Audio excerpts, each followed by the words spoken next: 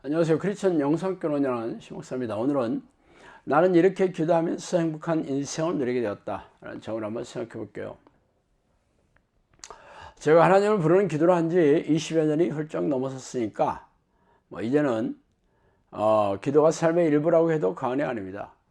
말하자면 아침에 일어나 양치질하고 세수를 하고 아침 일과를 시작하는 것처럼 이렇게 기도가 자연스럽게 몸에 밴 습관이 들었다는 것만 아니에요. 저에게 기도는 비행기를 운항하는 기장에게 항공 관제사와 같다는 게 더 맞을 듯합니다. 자, 항공 관제사는 비행기들의 이착륙과 비행에 대해 적절한 정보와 함께 지시를 하면서 비행기의 안전 운행을 통제하는 역할을 하는 사람이죠. 그러므로 비행기를 운행하는 기장에게 관제사가 없다면 제대로 운행을 할 수 없을 게 불보듯 하는 일입니다. 그래서 오늘은 구체적으로 제가 생각하는 기도에 대해 말씀드리고 싶어요. 아시다시피 제가 30대 초반에 사업에 폭망하며 그대로 인생이 무지막지하게 떠내려갔다는 것은 여러분도 잘 알고 계십니다. 그렇게 10여 년을 떠내려가다가 40대에 들어서면서 지옥같이 사는 게 너무 고통스러워 하나님께 살려달라고 애걸복걸하고 난 뒤 성경을 뒤져 하나님을 만나는 방식을 알아내고 하나님을 부르는 기도를 시작했습니다. 지금의 세계 열리기 전까지 13년 동안 하나님을 부르는 기도를 하면서 세월을 보냈어요. 당시 저는 도저히 해결할 수 없는 빚더미에 올라앉아 있었기 때문에 아무리 열심히 일해도 한강에 돌 던지기와 다를 바가 없었어요. 그래서 최소한의 생계비를 버는 일을 제외하고는 하나님을 부르는 기도를 하면서 긴긴 하루를 보내게 되었죠. 지금 돌이켜보면 그 당시 저에게 기도는 삶의 전부라고 해도 과언이 아니었습니다. 기도를 하지 않으면 견딜 수 없는 삶이었게 말이죠. 그래서 아침에 눈을 뜨면 잠자리에 들 때까지 하나님을 부르면서 하루를 보냈어요. 마치 물고기가 물 밖에서 살 수 없는 것처럼 제가 기도를 하지 않으면 마음이 금세 어두워지고 건조해지며 답답해지기 때문에 습관처럼 기도를 하게 되었어요. 당시 저는 가진 게 시간밖에 없는 처지였기 때문에 기도가 몸에 착 달라붙는 옷처럼 자연스럽게 되었습니다. 그래서 이 말씀을 제 얘기를 듣는 대부분의 사람들은 이해하기가 어렵다는 것을 제가 모르는 바는 아닙니다. 물론 처음부터 그랬던 것은 아니고 4, 5년 기도를 하다 보니 그렇게 되었다는 것을 이해해 주세요. 어쨌든 저는 아내와 함께 최소한의 생계비를 버는 화장품 반품 판매를 하는 것을 제외하고는 기도하면서 광야 같은 사나운 인생을 걸어갔어요. 적지 않은 사람들이 어떻게 성령이 찾아오기까지 10년을 기도했냐고 물어보곤 하는데 사실 저는 평생 성령께서 찾아오지 않았더라도 이 기도를 멈출 생각을 하지 않았을 겁니다. 왜냐하면 저에게 기도란 고단한 인생길의 유일한 동반자이자 해방구였기 때문이죠. 그래서 최소한의 수입에 만족하고 시간이 나면 나는 대로 하나님을 부르는 기도를 시작했어요. 물론 처음에는 낯설어서 무척이나 힘이 들었지만 한 6개월이 넘어서자 그런대로 기도 습관이 들게 되었고 5, 6년이 지나자 하루 종일 기도하는 게 익숙해졌습니다. 물론 오래된 과거의 일이라 언제부터 그랬는지 정확한 때를 기억하기는 어렵지만 저에게는 기도가 유일한 삶의 소일거리이자 즐거움이었어요. 기도는 대부분 자동차 안에서 했는데 기름값을 아끼느라 여름에는 에어컨을 겨울에는 히터를 틀지 않고 기도했습니다. 그래서 무더운 여름날에는 가로수 그늘 아래서 비닐 깔판을 깔고 좌식 의자를 앉아 기도했습니다. 당시 승용차 뒷좌석에는 장사하는 화장품과 함께 좌식 의자가 항상 실려 있었어요.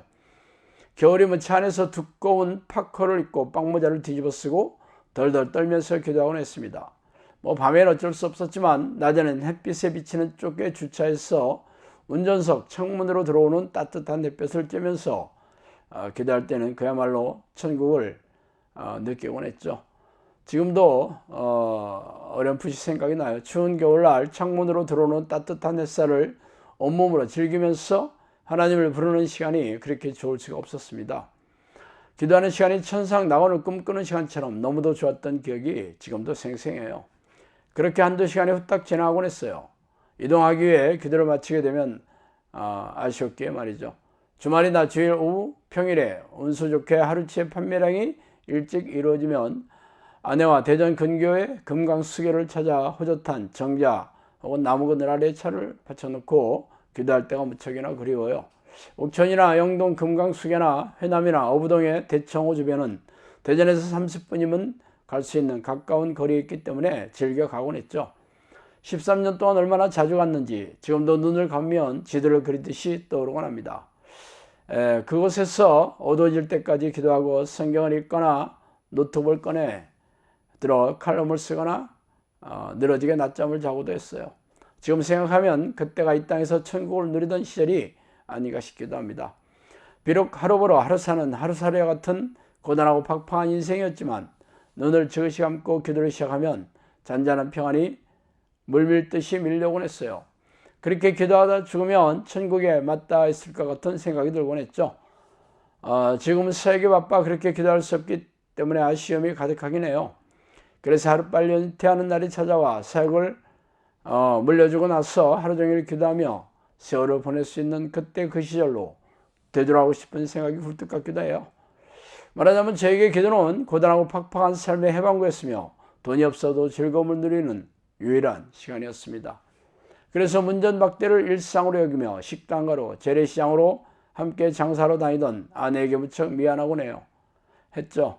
무능하고 어리석은 남편을 만나 고생문이 활짝 열렸기에 말이죠. 저는 그 와중에도 기도의 즐거움을 누리고 있었지만 아내는 당시 하나님을 부르는 기도에 대해 모르고 있었습니다. 그래서 아내가 첫 번째 제자가 된 이유이기도 합니다. 고생하는 아내에게 가장 먼저 이 기도를 알려주기 싶었기 때문이죠. 그 후로는 아내도 이 기도의 기쁨을 알게 되어 최소한의 생계비를 벌게 되면 아름다운 풍광을 찾아 달려가서 차를 세워놓고 같이 기도하면서 앞이 캄캄했던 막막한 시절을 함께 보내게 되었습니다. 그러나 지금의 기도 훈련생은 물론 적지 않은 영상학교 식구들조차 기도의 즐거움을 제대로 알지 못하고 있으니 답답하기만 합니다. 성령이 찾아오셔서 잔잔한 강 같은 평안을 주실 때까지 혹독하게 쉬지 않고 하나님을 불러야 하지만 그때를 기다리지 못하고 기도가 힘들고 어렵다고 볼멘소리를 하는 그들을 보면 한숨이 절로 나오곤 해요. 그러나 직접 체험하지 못하면 아무리 말해도 못 알아들으니 입만 아플 뿐이죠. 그러나 사역이 열리고 저는 달콤한 신혼여행이 끝난 느낌이에요. 신혼여행을 가면 오직 사랑하는 연인과 달달한 신혼을 즐기기만 하면 됩니다. 낭만이 넘치는 휴양지에서 럭셔리한 호텔에서 묵고 맛난 음식을 먹으며 아무런 방해를 받지 않으며 오직 둘만의 시간을 즐기면 되게 말이잖아요. 그러나 사역이 열리면서 해야 될 숙제들이 밀려 들어오기 시작했어요. 사람들이 많아지면 해결해야 될 문제가 산더미처럼 쌓이곤 했죠. 사역 첫해 농가 주택에서 개똥을 치우는 것을 가지고 아내와 불편했을 정도로 크고 작은 문제들이 산적했어요. 지금은 벌써 9년차가 되면서 300여 명에 가까운 식구들로 늘어났으며 지금은 영성학교 훈련을 하는 목금 토요일보다 세미나나 소모임을 다니며 경주사에 참석하고 식료품을 장만해야 하는 월화 수요일이 더 바쁠 지경입니다.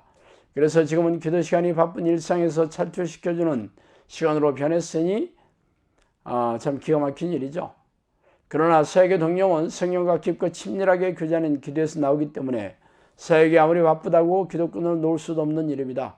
그래서 이참에 제가 어떤 기도를 주로 하는지 말씀드릴게요. 사실 제가 아침에 일어나 2시간가량 하는 기도는 기도 제목들이 많습니다. 성령께서 명령하신 기도와 더불어서 우리 식구들의 이름을 불러가며 중보기도 하는데도 시간이 적지 않게 걸리기 때문이죠. 그러나 낮이나 밤에는 대략 3가지 기도를 중점적으로 하고 있어요. 그 이유는 항상 평안하고 행복한 삶을 누리게 해주기 때문이죠. 제가 오랜 시간 기도의 강을 건너면서 기도의 내용이 줄기가 잡혀 있죠. 아침에 일어나자마자 샤워를 하고 서재에 들어가 기도를 시작하면 처음 10여 분은 악한 영이 넣어주는 잡념이나 공격을 예상해서 축출 기도를 합니다. 기도하다가도 잡념이 들어오거나 기도의 집중도가 떨어지면 즉각 축출 기도를 합니다. 그 다음에는 회개 기도를 해요. 육체의 연약함이나 육체를 지겹게 넘어질 수밖에 없는 죄 또는 그동안 자주 넘어지는 죄를 열거하며 죄를 자복하고 회개합니다. 그리고 나서는 하나님을 전심으로 불러요.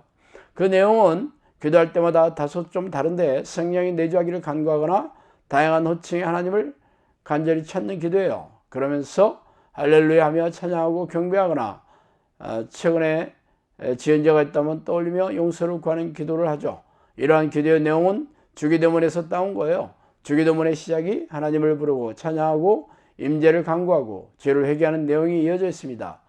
이런 기도가 하나님이 기뻐하시는 기도로서 이런 기도를 전심으로 반복하며 성령이 내주하기를 혼신을 다해 찾는 기도를 채웁니다. 그리고 바울의 기도문과 성령께서 저에게 명령하신 기도의 제목을 나눕니다. 그러면 1시간이 훌쩍 지나가죠. 그리고 나서는 우리 영상학교 식구들을 위한 중보기도를 하면서 아침 기도를 마칩니다. 그러면 대략 2시간이 소요되는 것이 보통이에요. 어쨌든 이렇게 이런 기도를 하면서 저는 하나님과 동행하는 그런 삶을 누리고 있습니다. 자, 오늘은 여기까지 하겠습니다. 감사합니다.